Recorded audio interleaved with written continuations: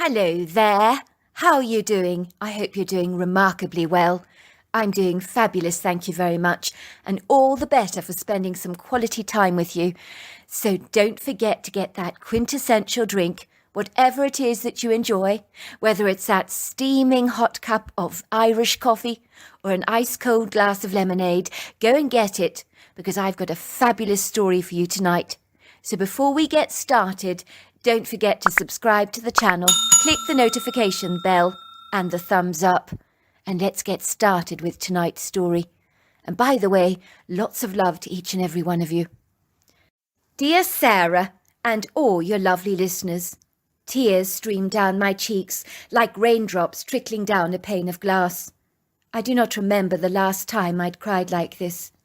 In my Japanese culture, I'd learnt to be stoic, impassive, aloof. From an early age, I'd mastered the art of suppressing my emotions, hiding them away, like something you should feel ashamed of, but not today. I was like a heavy cloud in the sky, bursting to relinquish my heavy load. I was weighed down by its volume. It was cracking, tearing open at the seams. I couldn't hold it in anymore. It was strangely cathartic, rather reassuring to let go of those tears. I had always admired my American friends, who could cry when they were rarely sad. It was something I could not usually accomplish, but this day was the exception to that golden rule that had been hardwired into me since my youth. Growing up, my parents had taught me that showing emotions was a sign of weakness, but I didn't care. I had never felt this sad before. I shuddered as I read the email over and over again. The words pounced at me from off the page like blazing red traffic lights, demanding my attention and focus. My stomach twisted in knots, and a vacuous hollow began to develop in my gut. The letter read, Dear A, I'm sorry to have to tell you the very bad news, but your cousin Youre took her life in the suicide forest. We went to retrieve her body yesterday. Luckily, we did manage to find her. She had hung herself. We will be having the funeral tomorrow, be laying her to rest. I'm awfully sorry to be the bearer of bad tidings. I know that you and Youre were exceptionally close. Regards, Mayo. My heart leapt into my throat when I read the message again. My beautiful, gentle cousin was dead. She was one of the sweetest people I'd ever known in life. What could have driven her to such despair that she had chosen to take her life like this? I was to find out later from her husband that she was desperate to have a baby. After the 5th miscarriage, she couldn't take it anymore. Her husband was devastated to lose her like this. We could have adopted, he exclaimed in horror. She didn't need to do this. I had been into that suicide forest before, when I was 15 years old, living in Japan, when my mother's older brother had hung himself on a tree there, shortly after his wife had passed away. He couldn't envisage a life without her. He had described her as the light of his life. Once she was gone, the loneliness and emptiness of his life became so profound, he had decided to end it all in the suicide forest. The wretched memory of that gruesome forest still haunted me all these years later, sending the most horrendous chills down my spine. To date, I'd never visited a more gloomful, mournful, in-hospital place. Certainly not the kind of place you would ever want to visit on a whim, although of course there were people who did. Paranormal investigators for Japanese television programs, people who had gruesome fetishes, appreciating, delighting, and enjoying all things very macabre. Loved ones desperately looking for a relative that had gone missing. Or the local Japanese police, looking to recover the remains of someone identified by relatives. Situated northwest of the majestic Mount Fuji is the sprawling, almost impenetrable, Akigahara forest that is so dense with thick foliage that it is known as the Sea of Trees.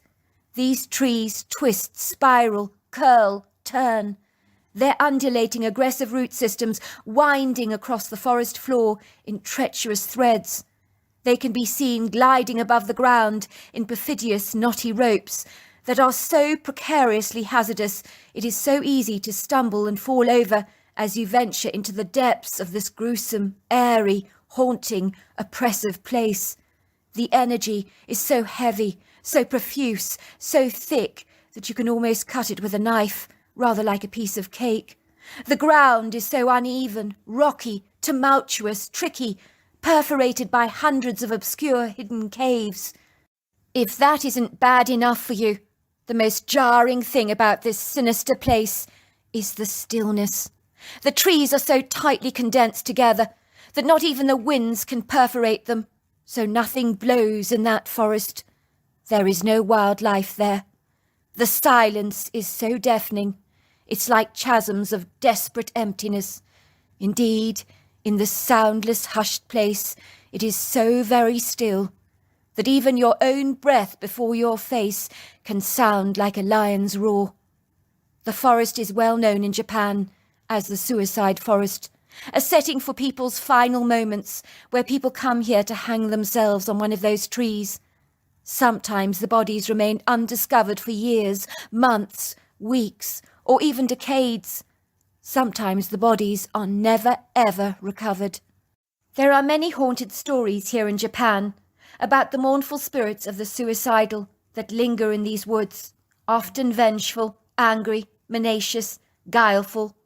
They have insidious, wicked motives, eager to lead the lost down the path to their final resting place, encouraging them to meet their end by hanging themselves on one of those trees. In Japan, suicide does not carry the stigma with it that it may do in other parts of the world. So often when people have reached rock bottom in their lives, a place of brokenness, hopelessness, they might just come here. It could be a broken heart, financial devastation, or all manner of tragically sad reasons that might ultimately lead them to this place. So reading that email about my cousin had certainly reignited the memories of that doleful forest like the flames on a fire. I had tried so hard to suppress the energy of those memories, but they came flooding back to me, and they were far from pretty. I was living in Japan at the time. I remember my mother had to help the police officer to identify the body of her brother. They needed her help to identify him. I had to accompany her, of course, not from personal choice, but because my mother didn't want to go in there all on her own. I was very close to my mother, so I was her first choice. I never felt so scared as I did then, but I didn't show it, of course. How could I? I knew I needed to be strong, courageous and brave for her, but I felt anything but. In truth, that forest was the most foreboding place I have ever visited in my entire life. There is no cell phone signal there, so you can't even call for help. We had to mark our way through the forest with a series of yellow ribbons that were strategically placed on trees so that we didn't lose our way, as people notoriously get lost in this desolate, forsaken place. "I have seen very bad things in this forest," the police officer warned us. "Very, very bad things indeed. Gruesome things that will make your stomach churn and your heart miss a beat. The forest is haunted. It's dark under the trees. You may see a ghost or an apparition of some kind, but you must not be afraid. They feed off your fear. You need to be courageous. Ignore them." "Are you sure you want to do this with me?" my mother had asked. "You're going to have to be very brave, sweetheart. It isn't going to be easy." Every part of me was screaming, "Of course I don't want to bloody do this. Are you kidding? This is the last thing in the entire world I want to do." However, the well-trained, disciplined, non-emotional side of myself easily exhibited that deceptively deceiving, nonchalant attitude, as if it was no big deal for me. I shrugged my shoulders, put on a fake smile, said, "Let's do this," feeling about as confident as a mouse does when being pursued by a cat. My mother looked heartily relieved, her face visibly relaxed. The tense muscles on her jawline loosened.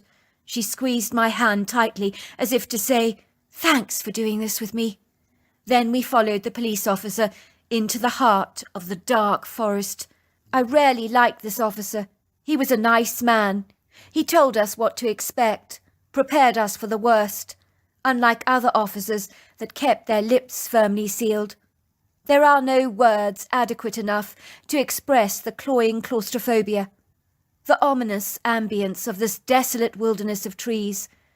The trees themselves seemed to heave, groan, cry out under the weight of the tortured souls who use their boughs to extinguish their lives. It's almost like their long, curvaceous trunks drink up the pain of all those who venture in here, as if they're crying tears for the lost. I felt as if down every corner of the forest, around every bend, eyes were watching us. Sinister, wicked, evil eyes, drilling through us, searing into our flesh like hot coals. Worse still, I could see dark shadows moving through the trees. I was certain that they were shadow people. I tried to avoid looking at them, but it was as if the forest was alive with them. They were everywhere. I wondered if my mother could see them.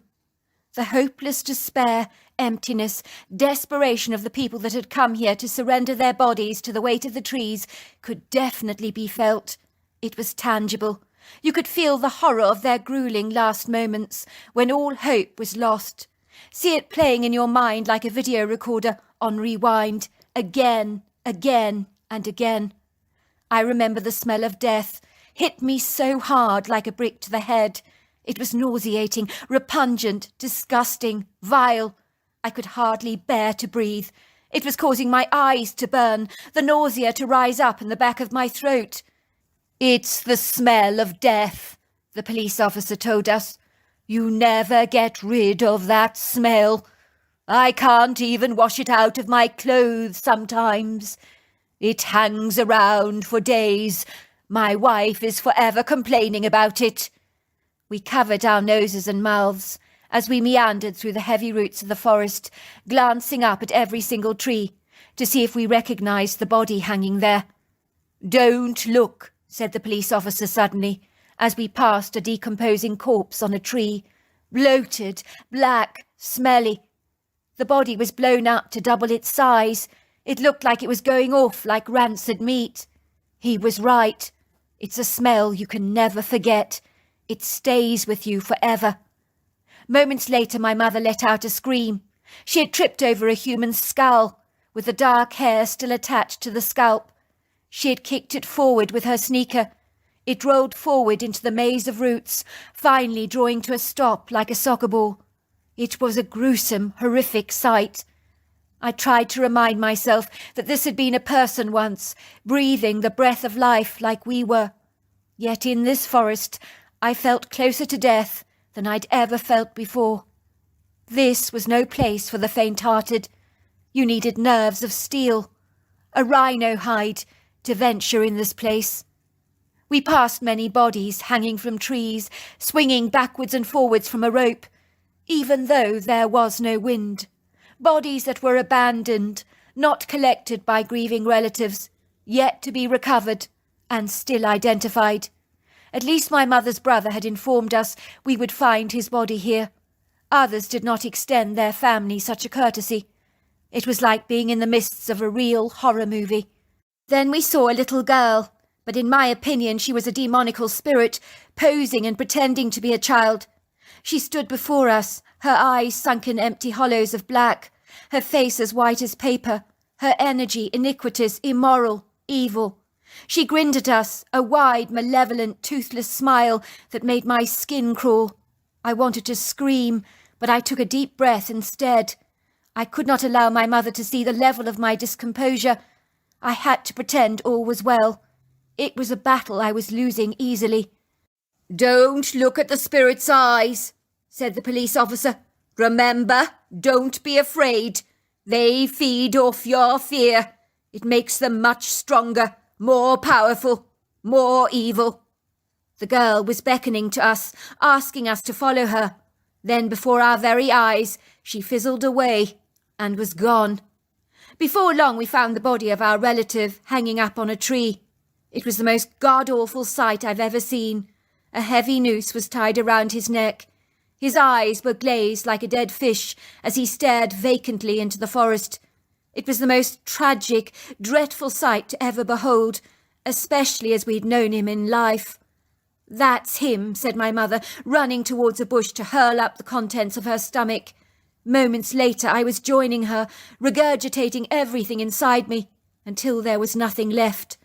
"Are you very sure it's him? You can't afford to make a mistake."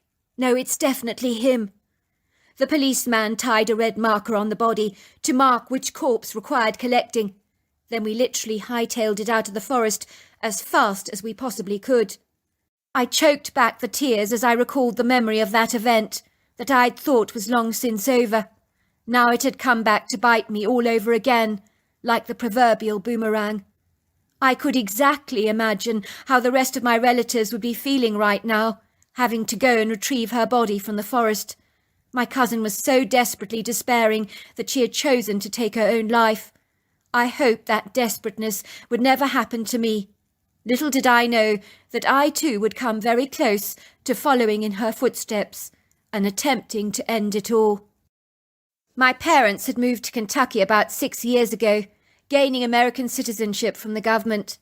My father was an expert in the manufacture of Toyota cars, which was why our family had settled here, for the purposes of advancing the performance of Toyota.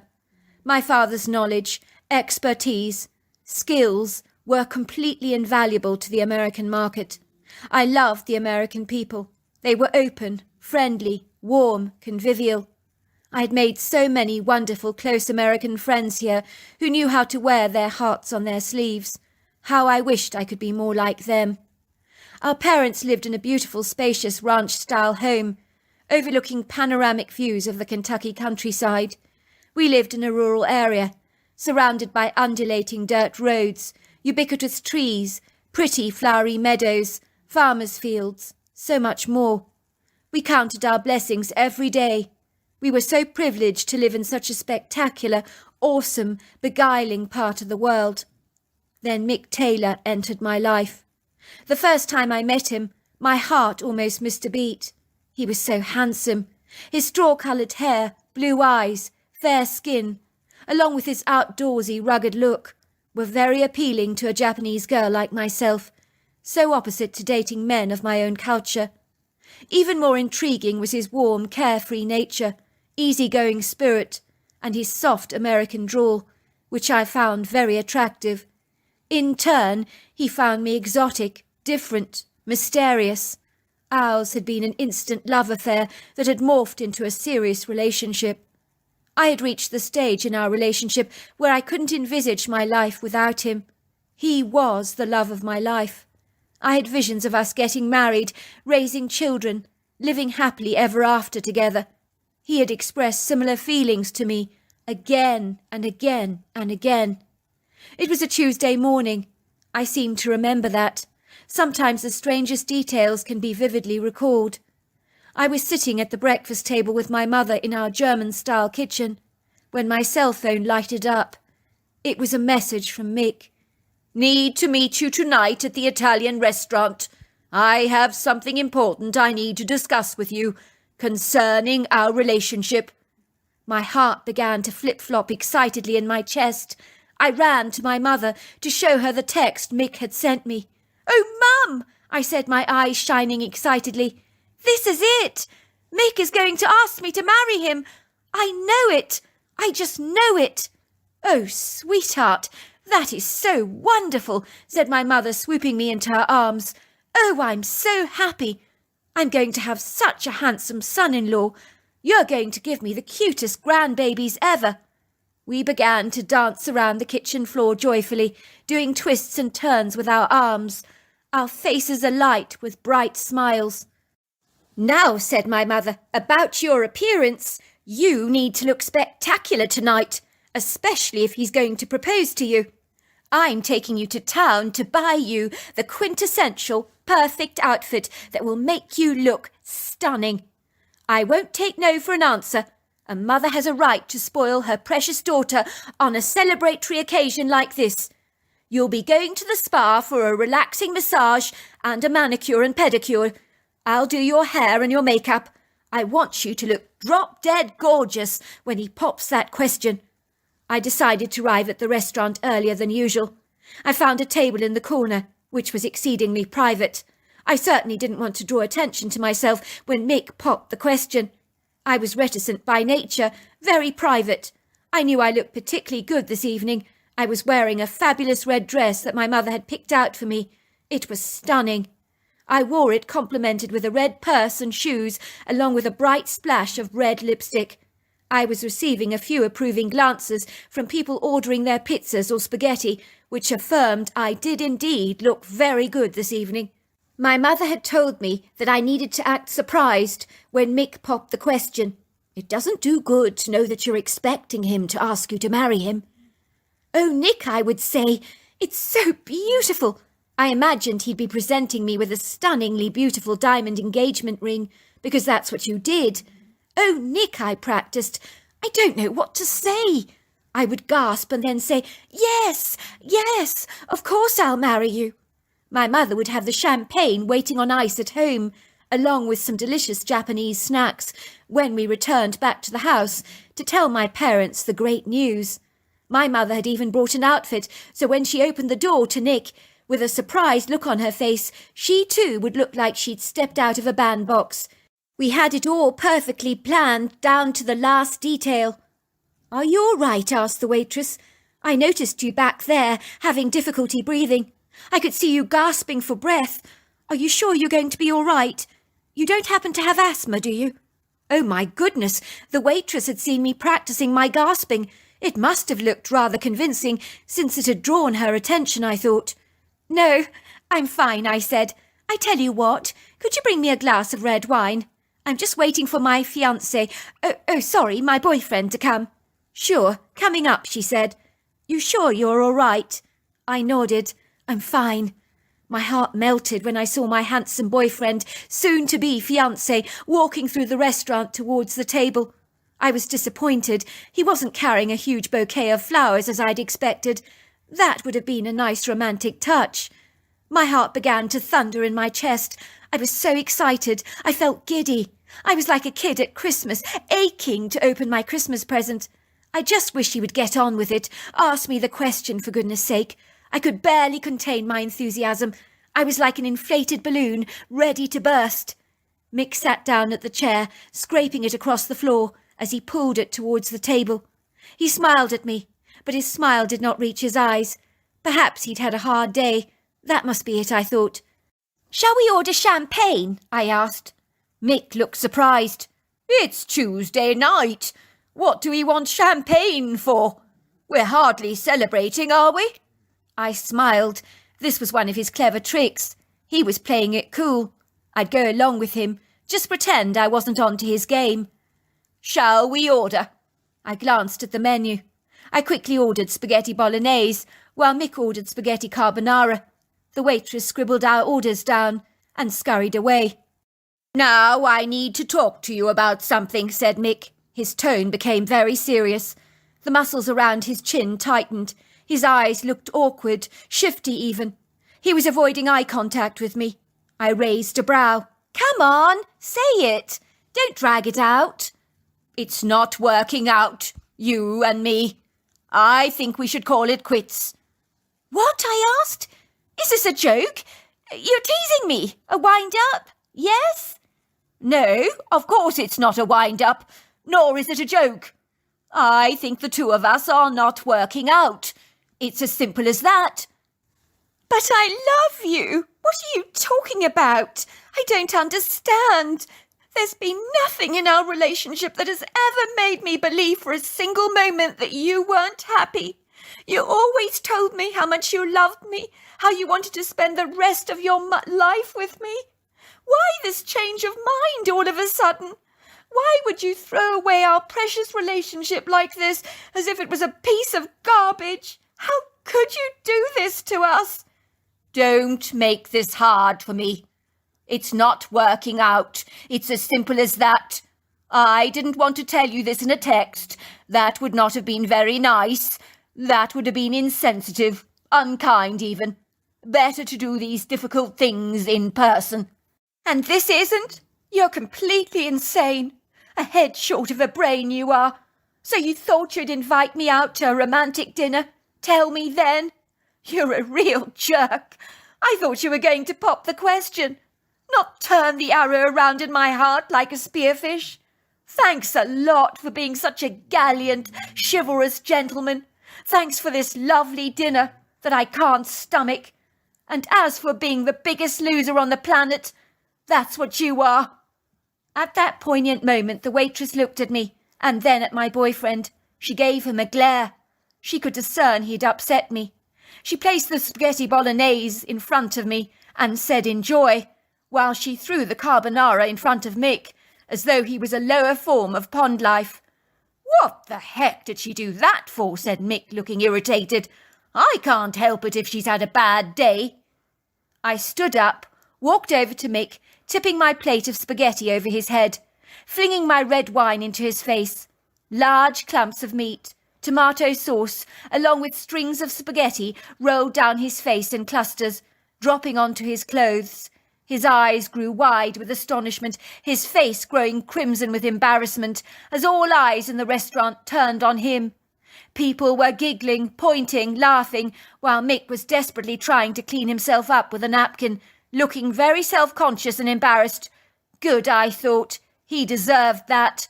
I stormed out of the restaurant defiantly.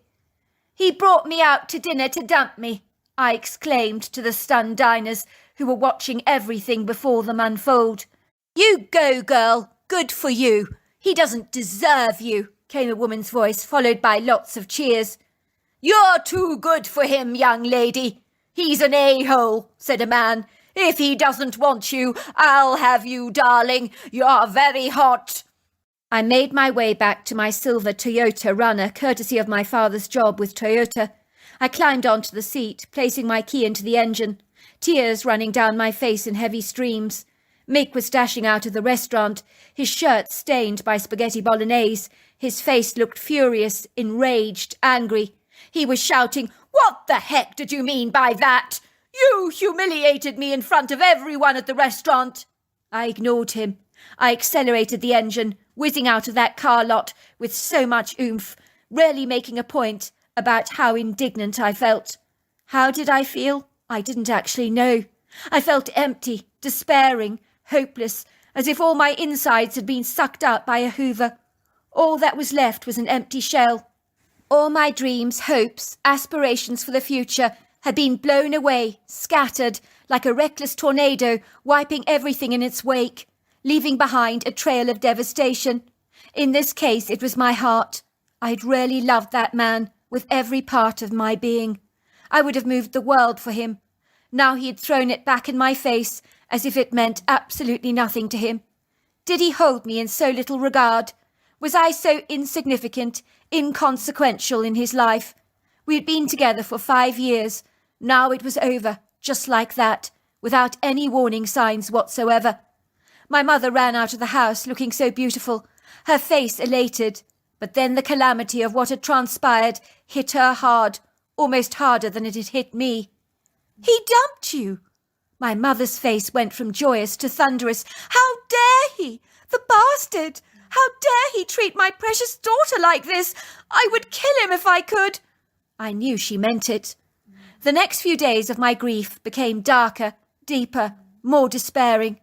I hadn't eaten a thing for days. I was losing weight rapidly. My cheeks were sunken, my heart heavy, my mind a whirling kaleidoscope of greys, blacks, murky browns. All the colours of life had been expunged from me. I lay in my bed most of the day, not desiring to even wake up. My depression was so heavy it hung over me like weighted clothes, dragging me down wherever I went. My mother was in a dreadful state, trying to redeem the situation by lifting me out of my despair, but nothing helped. I felt overwhelmed by the world, sinking deeper and deeper into the depths of a black ocean that was swallowing me alive. I had lost my will to live. I now knew what my relative and cousin had felt when they had reached that rock-bottom, desolate, lonely place where I was now. A world where all light had been extinguished, where no sun ever shone. A world where no birds sang, where there was no laughter on the wind. I knew why they had gone to the suicide forest now to end it all. At the time I couldn't understand, fathom, or even comprehend the level of despair they must have felt. But now I understood it all. I could share in their pain, empathise with their despairing emotions. You may never understand them until you've been there yourself. I left a note for my parents on the kitchen counter. "Sorry, I just couldn't go on.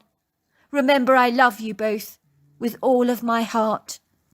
I then grabbed a large rope, thick enough to ensure the job was well done, so that my death would be quick, painless, efficient. I climbed into my silver Toyota, driving to the woodgrove. It was off the beaten path, rarely ever frequented by the locals, the perfect place to meet my end. Before long, I parked my car on the side of the grassy embankment. I climbed out of the driver's seat, retrieved the thick rope from the trunk. I ambled towards the forest with willful intent, knowing exactly what needed to be done to release me from my tortuous torment. The beauty, majesty, and magnificence of this place was expunged from me, for I saw no beauty in anything. I just felt the constant aching in my heart, the knots that twisted around my gut day after day, the empty hollows of my soul that evacuated all my feelings like unwanted guests. It hurt to think about Mick at all. Was he in love with someone else, I wondered. I could see fleeting pictures of him holding another woman's hands. It felt as if sharp knives were now stabbing me in the heart, again and again. An end to thoughts like this was most welcome. Death was now calling me like a caring friend that could take me away by the hand, leading me to a better place, a place where I might finally find the peace I craved, a release from the insufferable horrors that had persecuted me all week. I walked down the open trail. It was surprisingly clear. The forest was made up of tall red maples, oaks, sycamores, and flowering dogwoods, covered in pretty white flowers. They towered up into the sky like graceful, elegant ladies, attired in glorious fresh clothes, but the canopy above my head had enough spaces between the branches and leaves for the pretty twinkling shafts of sunlight to trickle through the forest, caressing the dark, rich, fertile ground in a gentle, ethereal luminescence. There were little rocks embedded in the soil like bricks in paving, along with lacy ferns, verdant green mosses, pretty daffodils, bluebells. The forest was quiet, not like the one I remember in Japan, where your own breath sounded like a lion's roar, but it was still very quiet. Yes, there was a gentle breeze blowing through the trees, but there was no birdsong, which was odd, but I didn't give the matter any further thought. I had a job that needed doing. The sooner it was complete, the better. I tossed aside the feelings of my parents. I didn't want them to hurt at all. Some might say it was selfish what I intended to do, but I didn't desire to entertain any of those thoughts or give any of them house room. I didn't want to add guilt to my anguish. It would make things 1,000 times worse for everyone concerned. Soon I found an excellent tree. I proceeded to prepare the rope. I was in the process of putting my head through the rope when all of a sudden there was no rope at all. It had gone, mysteriously vanished. That was when I saw the creature. I knew at once what it was. It was a Bigfoot. I'd heard about such creatures before, but never ever given the reality of such a creature existing in North America much credence. But here it was, larger than life. It towered at about 8 foot tall, about 700 pounds, covered in long flowing black hair, with a bullet-shaped head, along with a human face. The face wore a very annoyed expression, as if the creature was rarely peeved with me.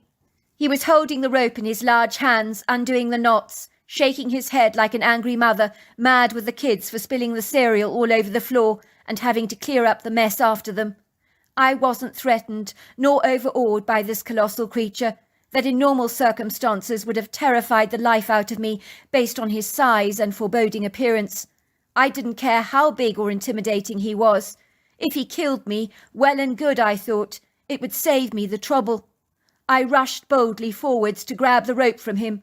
He refused to let me retrieve it. I tried to wrestle him, but I was no match for him. Instead, the creature tied the rope onto a tree branch at least 8.5 feet off the ground that I could not reach myself.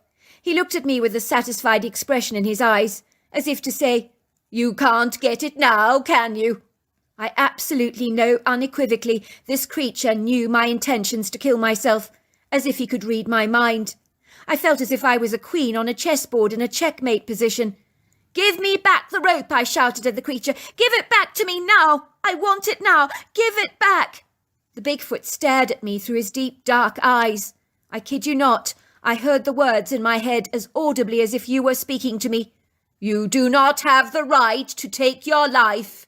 It is not yours to take." The creature had spoken to me. I could hardly believe it. Was I going stark raving mad? How dare you? I shrieked at the creature. I pointed to the rope in the tree, indicating for the creature to give it back to me. Once again, I heard the words, "You do not have the right to take your life. It is not yours to take." All of a sudden, I could hear my mother's screams. She had spotted my car on the embankment. She knew why I was here. The critter turned around, glided away. His final words in my head were, "Joy comes in the morning." And then he was gone. My mother grabbed me in her arms. She began to shake me. "Don't you dare kill yourself over that man. He is not worth it. We need you. I need you. Your father needs you. We love you. We can't lose you." That all happened over 18 years ago. I'm so glad that I never took my life. The Bigfoot was right. Joy did come in the morning. My mother was right. I should never have allowed a man to bring me to suicide. It was absolutely ridiculous. The irony of ironies is that a month after Mick had dumped me, he wanted us to get back together again. He even proposed marriage to me. I didn't want it, not any of it, not any more. He had devalued our relationship. It had lost its gloss. He had not earned the right to be with me. My story did have a happy ending, though. I did meet a wonderful man. We are happily married with 2 children, and very much in love. I'm grateful to the Bigfoot for saving me from suicide. As for Mick, I've seen him from time to time at Walmart. He has become a lonely man. But he threw us away like trash, so he got what he deserved. So there you are. That's my story. Wow, what an incredible story. Until next time, goodbye and good night.